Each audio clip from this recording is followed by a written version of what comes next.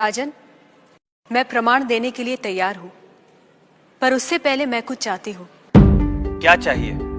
थोड़ा दूध।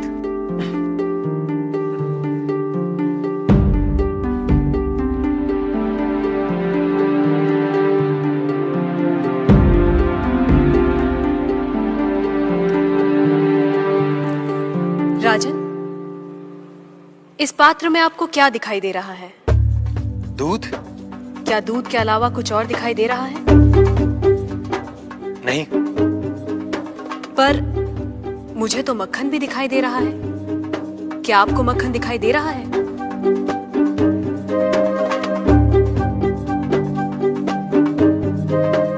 नहीं। पर राजन, क्या इसमें मक्खन नहीं है?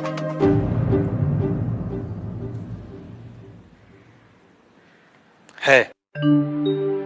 जैसे दूध के कण कण में मक्खन है, मक्खन के कण कण में घी है, वैसे ही ईश्वर सृष्टि के कण कण में भिन्न भिन्न रूपों में है, जो है पर दिखाई नहीं देता। जैसे दूध से मक्खन पाने के लिए उसे मथना जरूरी है, उसी तरह वेदांत के श्रवण, वेदांत का मनन और उसके निहितार्थ पर निरंतर ध्यान के द्वारा ही ईश्वर का अनुभव किया जा सकता है। राजन, क्या आपके पहले प्रश्न का उत्तर आपको मिल गया?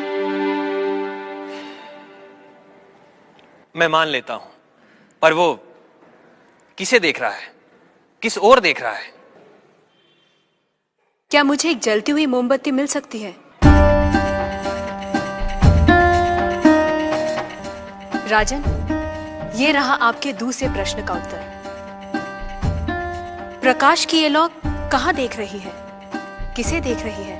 ये सभी को देख रही है। सभी और देख रही है। राजन, जिस तरह इस मोमबत्ती का प्रकाश चारों ओर फैला हुआ है, उसी तरह ईश्वर की चेतना चारों ओर फैली हुई है, और उसी चेतना के कारण हम चलते हैं, बोलते हैं और सुनते हैं। जैसे ये प्रकाश सभी ओर देख रहा है, वैसे ही ईश्वर सभी ओर देख रहा है।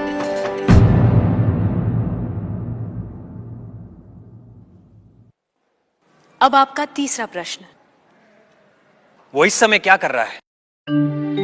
राजन, इस समय मैं आपके प्रश्नों का उत्तर दे रही हूं, इसलिए मैं तुम्हारी गुरु हूं और तुम मेरे शिष्य। पर मैं खड़ी हूं और तुम बैठे हो। यदि अपने प्रश्न का उत्तर चाहते हो तो तुम्हें मुझे अपना आसन देना होगा।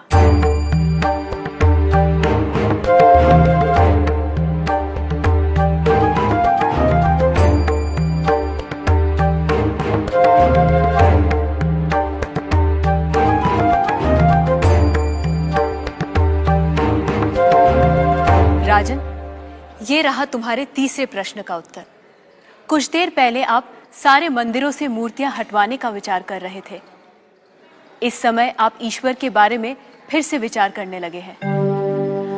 आप मेरे स्थान पर खड़े हैं और मैं आपके सिंहासन पर बैठी हूं। इधर एक राजा को सामान्य नागरिक का स्थान और एक सामान्य नागरिक को राज सिंहासन दे सकता है, ये आप देख रहे हैं।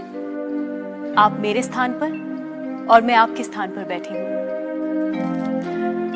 ईश्वर इस समय ये करवा रहा है।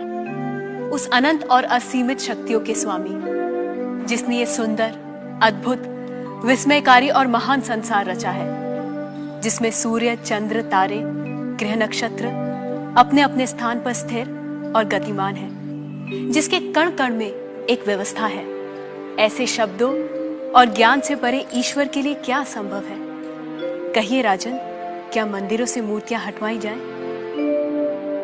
मूर्तियां तो उस ईश्वर की प्रतीक है, उनका मूर्त रूप है। वह सर्वज्ञ, सर्वशक्तिमान, सर्वव्यापी ईश्वर सर्वत्र है। किसी ने उसको पत्थर में पाया, किसी ने पेड़ों में, किसी ने शब्दों के माध्यम से, तो किसी ने प्रार्थना करके। वही परमात्मा अनेक नाम, रूप और गुणों में व्यक्त होता है, और कोई उन्हें अरूप और निर्गुण आत्मा के रूप में जानते हैं। ईशास्माद्वातः पवते ईशोदेति सूर्यः ईशास्मादग्निश्चेन्द्रश्च मृत्युर्धावति पंचम इति